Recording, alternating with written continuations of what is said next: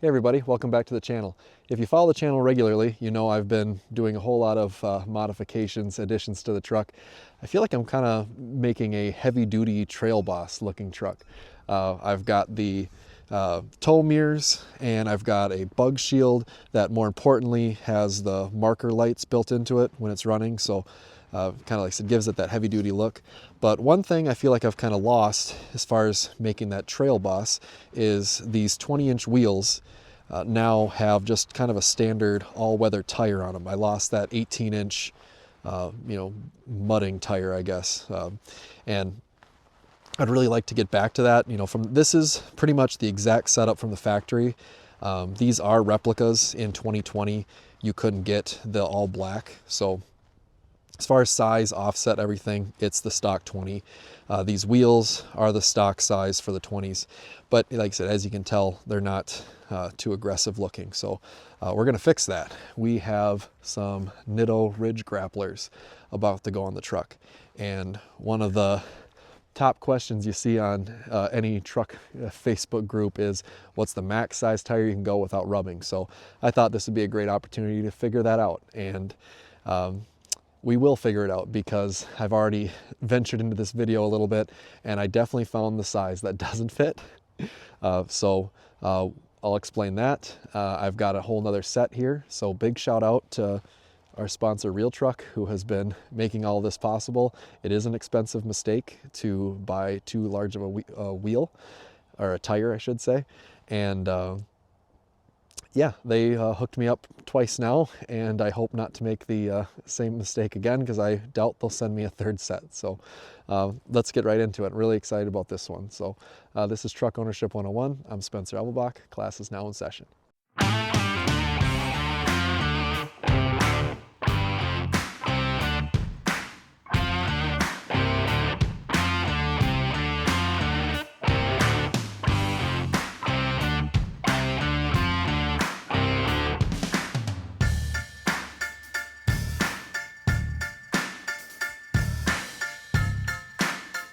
All right, before we get started, I want to give a big shout out to Real Truck.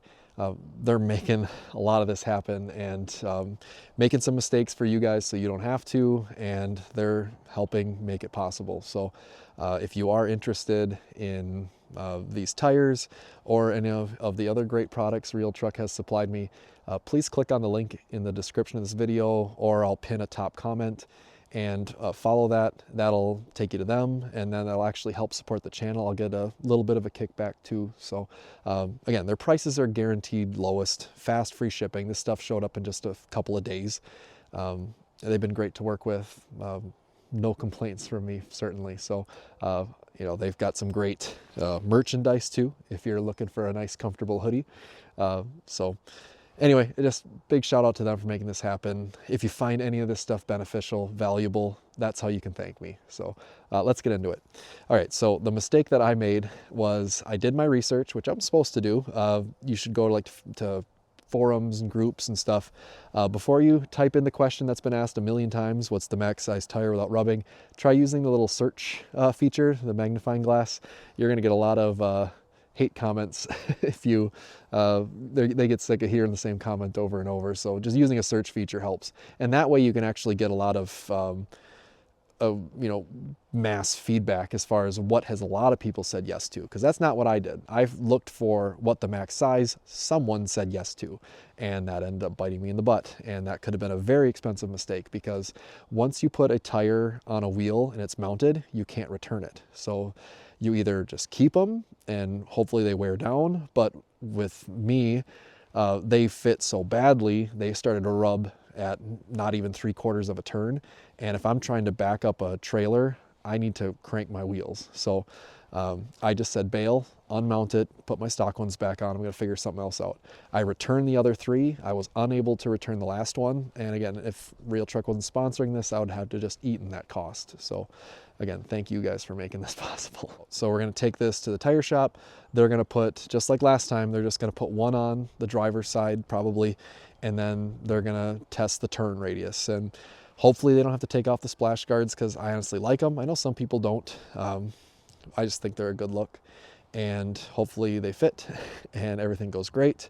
If they rub just maybe a little bit at max, I'd probably be happy. After a few thousand miles, they'll wear down and they'd be fine. So like I said, maybe they have to take those splash guards off. There's like a hole I'd have to get a little cover for, not the end of the world, but let's find out. Let's take these to the tire shop and see what they find out. Fingers crossed. I don't think Real Truck's going to let me do this a third time. All right, let's go.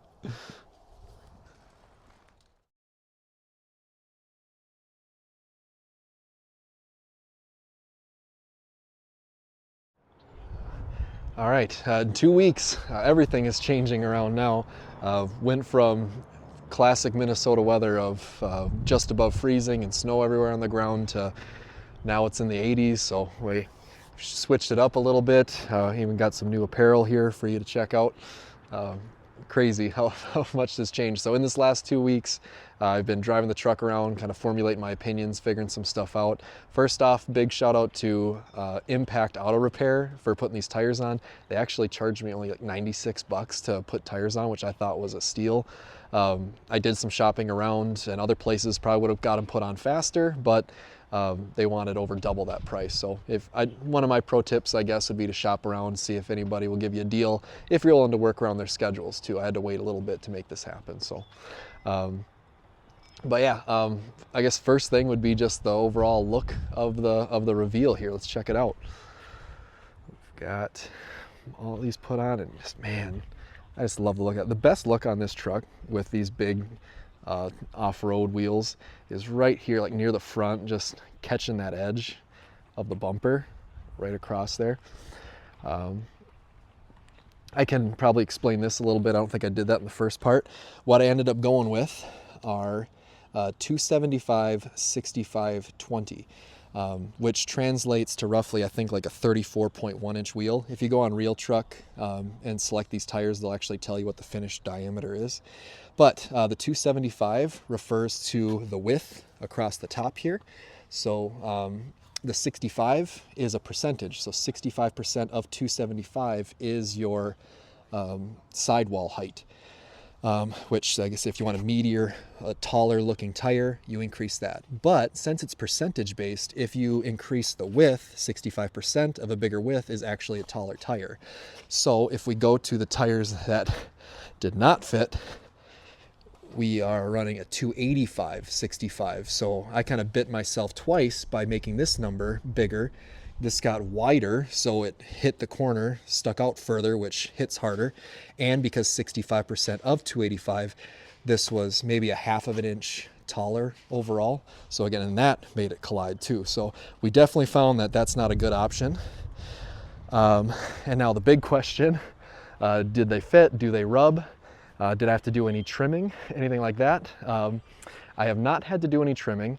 Initially, I did have a touch of rub, and at kind of a fine spot too. Like, it wasn't at full turn. It was roughly like 80 to 85%. It would rub, and then it would stop. And it was actually just hitting the screw heads on those splash guards, kind of mud flap things in the front.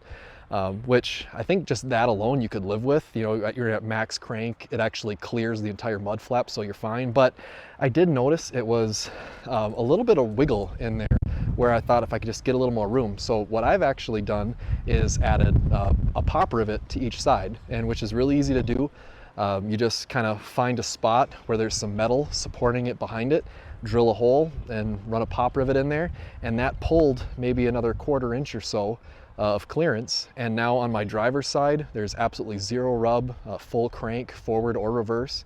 On the driver's side, I think it still just barely touches one of those screw heads. I might just take that screw out because now I've got the pop rivet.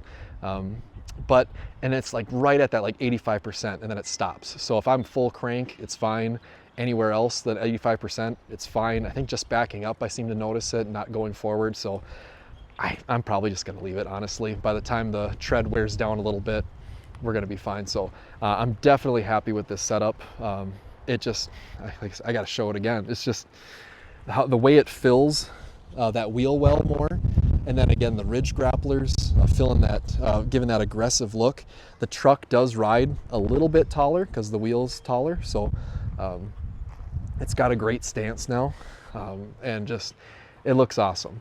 Now, with off-road tires, the big concern about those is the ride quality. How loud are they? Do they just whir, going down the highway?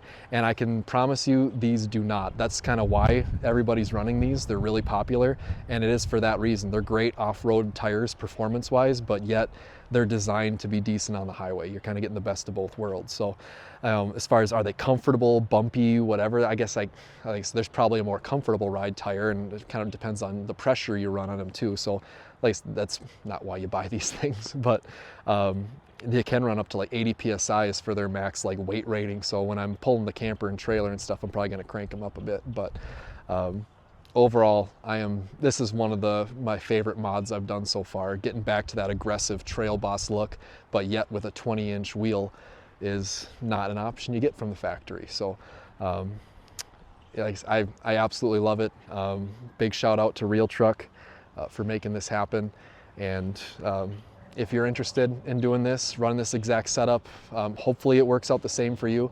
At that Impact Auto Repair, they did say how you can get the same exact truck, same exact tire things, and when you're pushing it close, just how the slight variances from the factory might be a difference maker. But I mean, if you were to take off those splash guards, you would be just fine too. So if you're not into keeping those like I was, you got nothing to worry about with this setup. So let me know what you think in the comment section. If I missed anything, any other advice or tips. Again, maybe a little bit of trimming on the mud flaps might be a good idea. I don't know. But yeah, follow the links in the description or the top comment. That does help support the channel. So big shout out to you guys for making that possible. Like and subscribe. I got more content coming. So until next time, class dismissed.